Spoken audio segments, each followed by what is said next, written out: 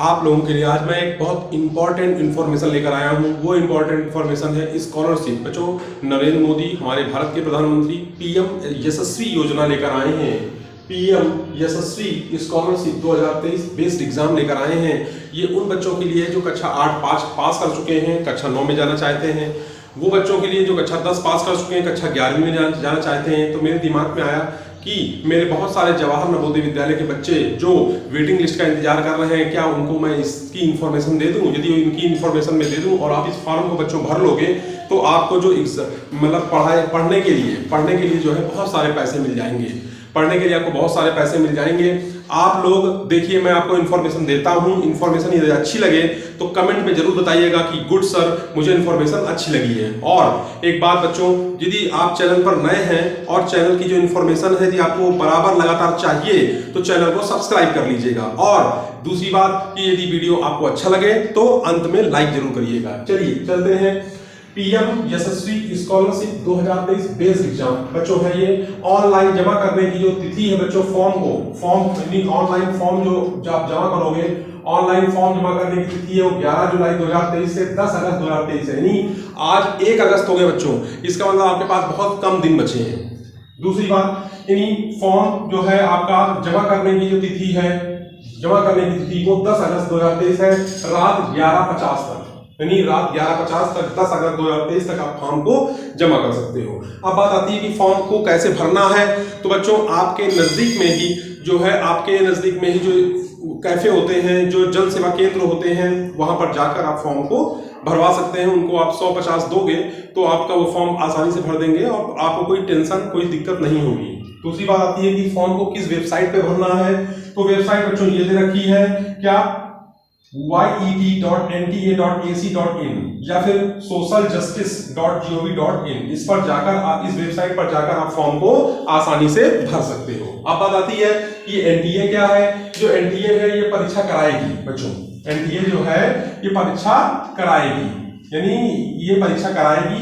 ये एक संस्था है जो एनडीए का एग्जाम हो गया, यूपीएससी का एग्जाम जो है ये कंडक्ट कराती है।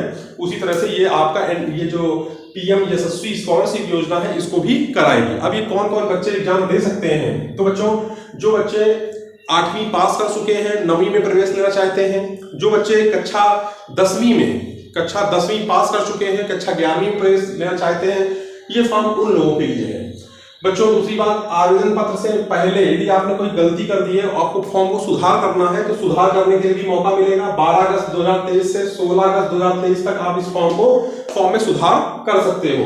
परीक्षा शुल्क जो है वो नो है, यानी परीक्षा जैसे कि जवाहर नवोदय विद्यालय का फॉर्म भरते हैं उसमें कोई परीक्षा शुल्क नहीं लगता, उसी तरह से इसमें परीक्षा शुल्क नहीं लगेगा।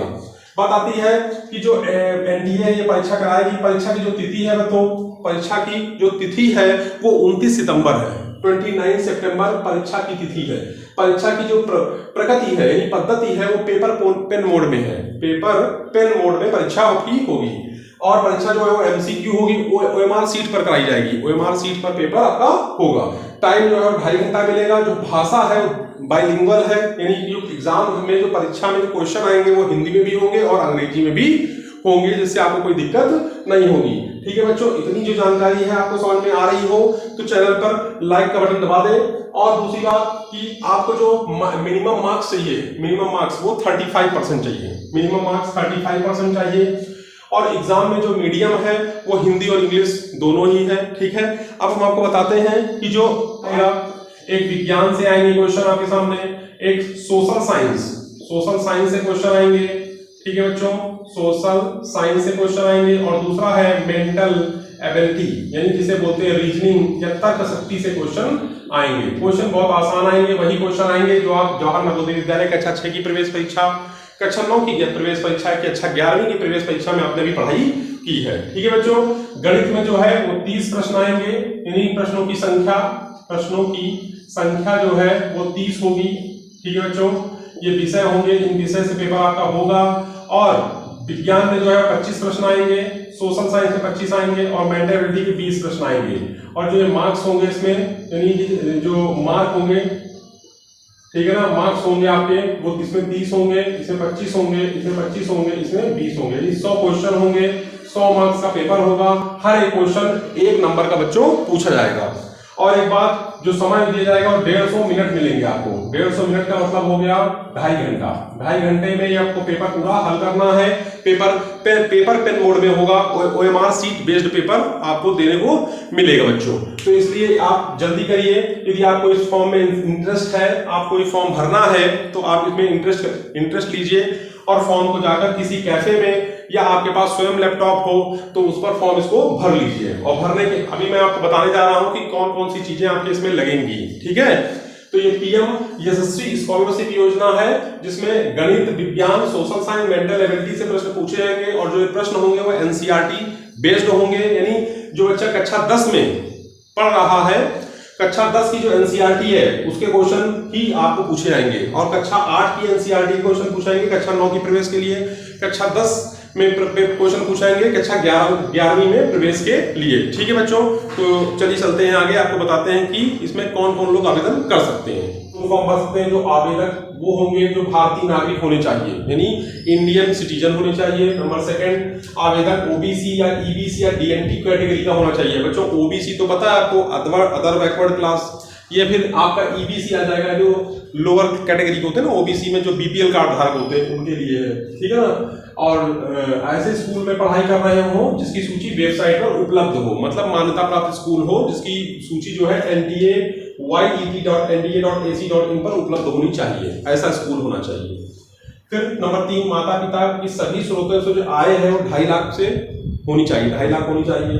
नंबर 4, कक्षा 9 के लिए जो जन्म तिथि होनी चाहिए वो 1 अप्रैल 2007 से 31 मार्च 2011 के बीच होनी चाहिए।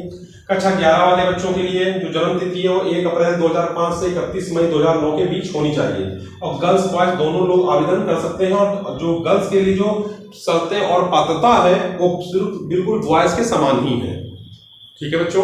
गर्ल्स के लिए जो पात्रता है और शर्तें हैं वो बॉयज के लिए ही जैसे बॉयज के लिए है वैसे गर्ल्स के लिए भी पात्रता समान है, ठीक है। अब आती बात कि जब आप फॉर्म भरोगे जाके कैफे में यानी जन सेवा केंद्र में, तो वहां पर आपको क्या लगेगा, एक फोटो आपको चाहिए, दूसरा इनकम सर्टिफिकेट चाहिए माता पिता का, नंबर 3 आधार कार्ड चाहिए आपको, और उसके बाद फिर जो है रेजिडेंशियल सर्टिफिकेट चाहिए। ये सब चीजें PDF में चाहिए, ठीक है ना। फोटो तो आप दे दोगे, जन सेवा केंद्र के जो भैया होंगे उनको दे दोगे, और इनकम सर्टिफिकेट हो गया डेट ऑफ बर्थ के लिए, और जो है इनकम सर्टिफिकेट इनकम के लिए हो गया, डेट ऑफ बर्थ के लिए आपका आधार कार्ड हो गया, रेजिडेंस के लिए, ठीक है ना।